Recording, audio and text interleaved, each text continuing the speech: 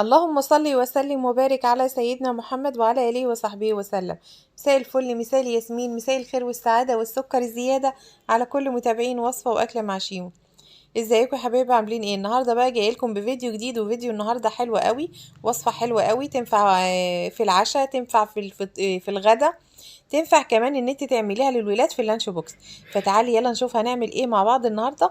بس يلا حط اللايك كده من ايديك الحلوه، وتسلم ايديكي على كل لايك بتحطيه. ولو بتشوفيني اول مره يا ريت بقى ما تنسيش تعملي اشتراك وتفعلي الجرس عشان يوصلك كل فيديوهاتي. ويلا بينا نشوف هنعمل ايه مع بعض.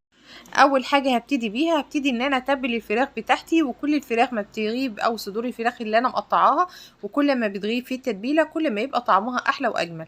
عندي التتبيله بتاعتي ايه؟ بابريكا، كاري، إيه، بصل بودر، توم بودر، معلقه من المستردة، إيه، وفلفل اسود، وحطيت عصير ليمونه، واحط كمان شويه خل وشويه زيت. إيه، وهكتب لكم بقى التوابل بقى ايه بالظبط في صندوق الوصف تحت، إيه، عشان ما انساش حاجه. المهم ان انا مقطعه صدور الفراخ زي ما انتم شايفين كده شرايح، وحسب بقى كميه الفراخ اللي انت عايزه ايه تحطيها، او حسب الموجود عندك. ممكن تحطي صدر فرخه، يعني ايه الموجود عندك يعني إيه حطي، ما توقفيش نفسك على حاجه. واسيبها بقى تتبل مع نفسها كده.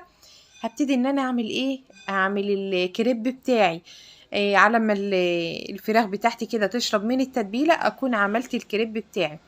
حطيت هنا 3 كوبايات من اللبن، هحط عليهم 3 كوبايات من الدقيق، وعلى كل كوباية لبن ودقيق بيضة.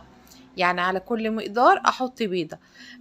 حطينا هنا 3 كوبايات من اللبن، هحط 3 كوبايات من الدقيق. بس انا كنت هحط 4 كوبايات، شلت كوباية. حسيت ان الكمية هتبقى كده كتير، فقلت كفاية كده، ايه يبقى ايه حلو قوي كده. المهم بقى هجيب بقى ايه، حطيت البيضة اهوت زي ما انتم شايفين، وهحط كمان شوية خل عشان زفارة البيض،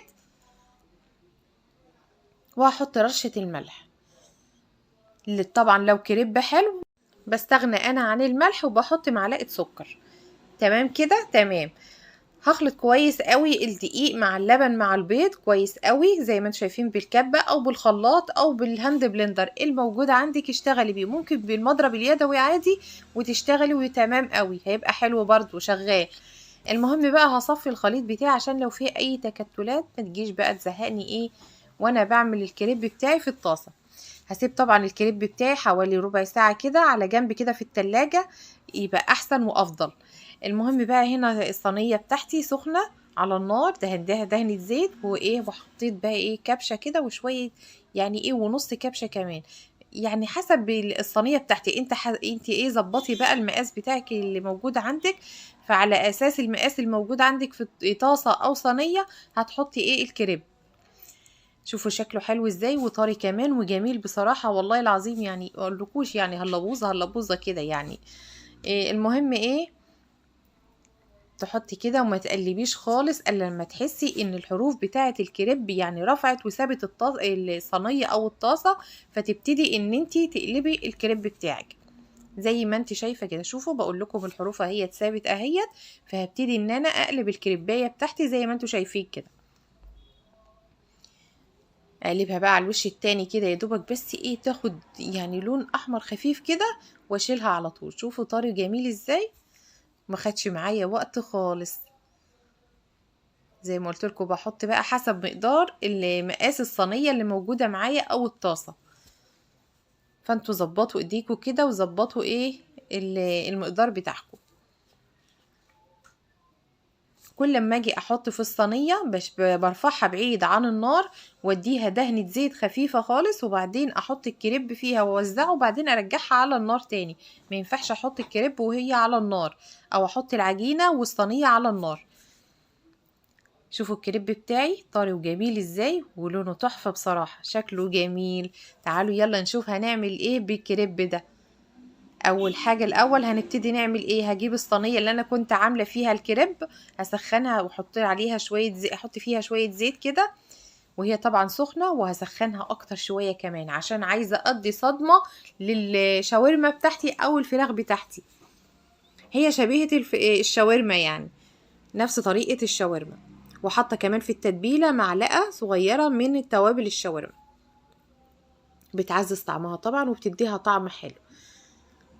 اديها صدمة كده وبعدين اديها تقليبة عشان الناحية التانية تاخد صدمة كمان، وما تقلبيش فيها كتير عامة، يعني تاخد صدمة قلبيها الناحية التانية تاخد صدمة هي كمان.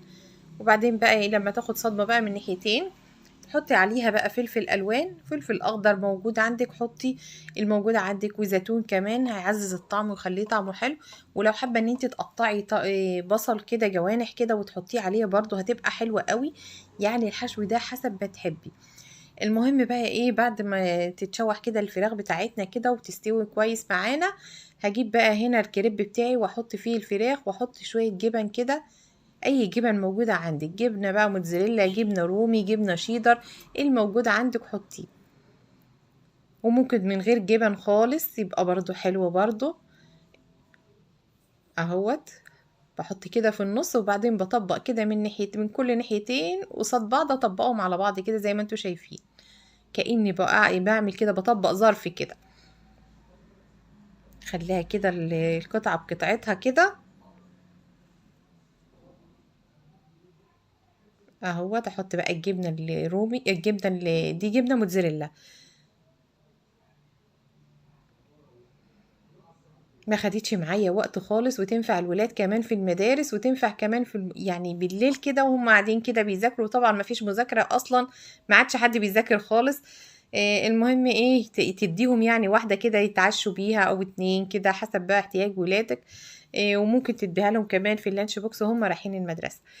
هنا بقى عندي هسويها على البوتاجاز من فوق، يعني هديها صدمة من تحت وبعدين احط الجبن من فوق وادخلها على الشواية بس تاخد وش كده. احمرت خلاص معايا من تحت اهيت، فبشوفها بقى كلها لازم تحمر كلها، احمرها كلها من تحت وبعدين احط كده جبن على الوش زي ما انتوا شايفين كده. ممكن تحطي كمان على الوش فلفل اخضر وطماطم وزيتون وتعمليها زي وش البيتزا كده، هيبقى شكلها برضو جميل قوي وحلوة.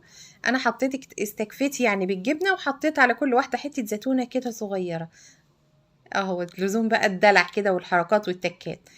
المهم بقى ايه هحطها في الفرن بقى واشغل الشواية عليها تحمر يا دوبك بس من فوق كده واطلعها واقدمها على طول. تتقدم سخنة طبعا وتتاكل عادي باردة لو مش هتضر يعني، لان انت لو حطيتها برضو لو في اللانش بوكس لولادك اظن في المدرسة يعني هتكون بردت، على ما يروحوا المدرسة يعني هتكون بردت منهم، بس هتبقى طعمها حلو، الحشوة اللي فيها طعمها حلو والجبن نفسها كمان مديها طعم جميل وتحفة.